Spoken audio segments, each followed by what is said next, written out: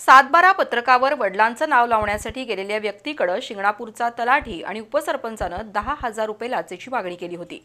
तडजोडी अंती 5,000ची लाच घेताना तलाठी इरफान सनदी आणि शिंगणापूरचे उपसरपंच दीपक कांबळे या दोघांना लाचलुचपत प्रतिबंधक विभागानं आज रंगेहात पकडलं।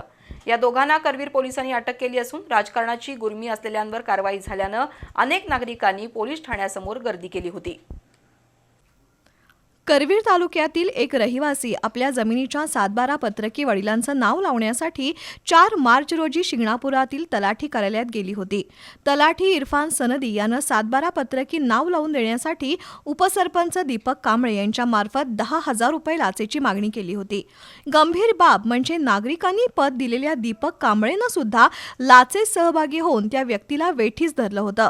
त्यानंतर त्या व्यक्तीनं कोल्हापुरातील लाचलुचपत प्रतिबंधक कार्यालयाशी संपर्क साधला। पोलीस उपअधीक्षक वैष्णवी पाटील यांनी तक्रारीची पडताळणी केली। दुसरीकडे तडजोडी अंती शिंगणापूरचा तलाठी आणि उपसरपंच यांनी 5,000 रुपये लाच म्हणून घेतले। त्याचवेळी शिंगणापूरच्या तलाठी कार्यालयात लावलेला सापळा यशस्वी झाला आणि हे दोघं लाचखोर अलगद सापडले। आज दुपारी 3 वाजण्याच्या सुमारास लाचलुचपत प्रतिबंधक विभागानं शिंगणापूरमध्येच ही कारवाई केली।